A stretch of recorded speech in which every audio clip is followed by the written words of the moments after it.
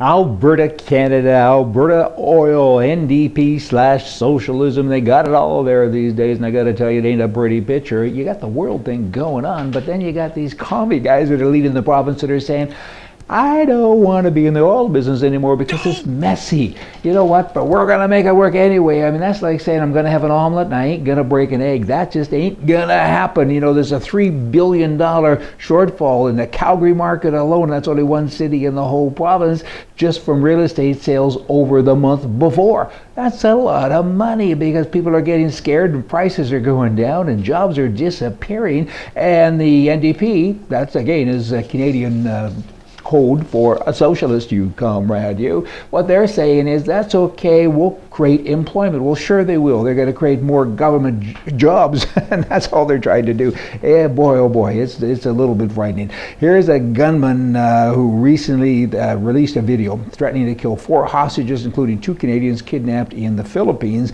and they say, we want a ransom of $100 million or we're going to kill these people and we're going to do it right away. And the new government in Canada, that's a challenge for them. What will they do? Firstly, you can't negotiate with terrorists. I mean, it's a tragic story. I mean, will they kill them? They may. I mean, should you send them money? Definitely not. It's going to be a test of character here to see what happens and resolve. Trump, he has a, it's a bewildering path to victory. So says this one report. I mean, how did this happen? I mean, what about Jab and what about everybody else? I know. People are sick and tired of all of this political nonsense. I wish Canada would go out of the ether because they could be next. They need a Trump. They need somebody to come along and say, hey, this is the way it is. Will you guys get out of our lives? You guys be in the government. You know, Trump has only 3 months to go. He and all the other people, of course, that are running for president before the caucuses in Iowa, and he still has not even ran one single television ad, and he hasn't had one single fundraising event, and yet he's ahead. What does that tell you? Kind of tells you that people like him. I don't know about him as a person so much, but they really like what he says. It's resonated with people. He ain't a professional politician. He says, let's fix the country. Let's fix it. Okay, here's a man in Chicago. He's armed. He had a gun. He's a bad guy. And he went into a neighborhood store and he says, give me all your money. And he pointed the gun at everybody. A guy sitting on a stool, pick your verbiage. He had a concealed carry permit. He looked at the bad guy, pulled his gun out, and he shot him. Pretty simple. You got a bad guy coming into a place with a gun and a good guy shoots him. What else is there here? All the dots seem to connect to me.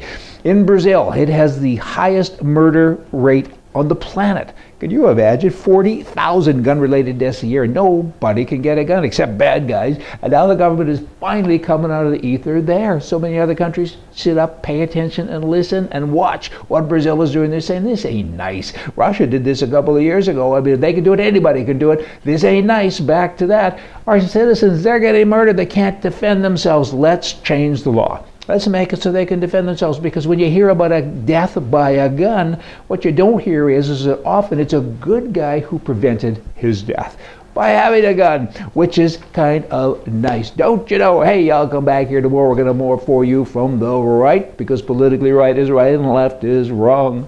See ya.